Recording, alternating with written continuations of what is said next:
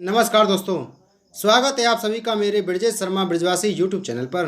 दोस्तों, आज मैं आपको मदन द्वादशी की व्रत कथा सुना रहा हूँ। मदन द्वादशी व्रत चैत्र शुक्ल द्वादशी को रखा जाता है। आज के दिन कामदेव की पूजा की जाती है। कामदेव के आशीर्वाद से पुत्र के खोने का दुख दूर हो जाता है, कष्ट मिटते हैं और सुयोग पुत्र की भी प्राप्ति होती है। चैत्र मास शुक्ल पक्ष की द्वादशी को मदन द्वादशी का व्रत किया जाता है। इस व्रत में काम पूजन की प्रधानता होती है, इसलिए इसे मदन द्वादशी कहा जाता है। मदन द्वादशी व्रत पर प्रातः उठकर स्नान करना चाहिए। पूजा स्थल पर भगवान श्री विष्णु की प्रतिमा रखकर उनकी भक्ति पूर्वक आराधना करनी चाहिए। पूजा करते हुए भगवान को फल फूल धूप दीप गंध आदि चढ़ाना चाहिए। पूरे दिन उपवास रखने के बाद रात को जागरण कीर्तन आदि करवाना चाहिए तथा दूसरे दिन स्नान करने के बाद ब्राह्मणों को फल और भोजन करवाकर उन्हें क्षमता अनुसार दान देना चाहिए। अंत में स्वयं भोजन करना चाहिए। इसी प्रकार एक वर्ष तक यह व्रत रखना चाहिए। प्राचीन काल में दिति ने अपने दैत्य पुत्रों की मृत्यु के बाद मदन द्वादशी का व्रत कर पुत्र रत्न को पुनः प्राप्त किया था। पुराण कथा के अनुसार देवताओं ने युद्ध में सभी दैत्यों का अंत कर दिया, जिससे दैत्य वंश पर संकट छा गया। दैत्य कुल के संहार से दुखी माता दिति मानसिक तौर पर बहुत कष्ट में थी। उनका यह कष्ट असहनीय हो गया था, क्योंकि उनके सभी पुत्र मारे गए थे।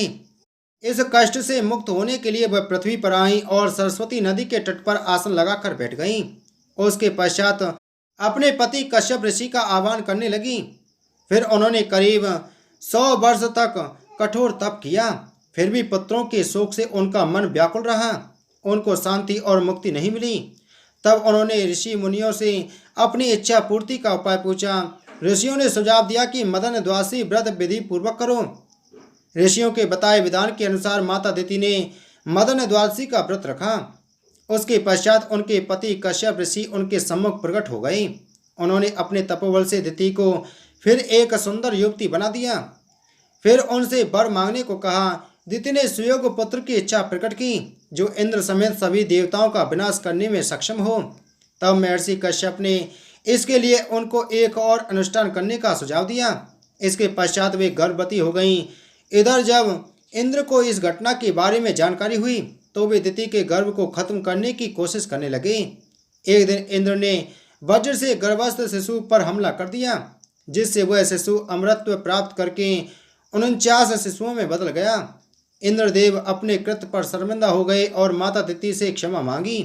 साथ ही कहा कि ये 49 शिशु मरुदगण हैं, ये देवों के समान हैं। उन्होंने यज्ञों में उनके लिए समुचित अंश की व्यवस्था की। इस प्रकार से माता दिति को मदन द्वादशी का व्रत करने से पुत्रों के शोक से मुक्ति मिली और बाद में पुत्र रत्न की भी प्राप्ति हुई। निसंतान स्त्री को भी इस व्रत को जरूर करना चाहिए। इस व्रत के करने से अवश्य ही पुत्र की प्राप्ति होती है और सभी मनोकामनाएं पूर्ण होती हैं। बोलो विष्णु भगवान की जय।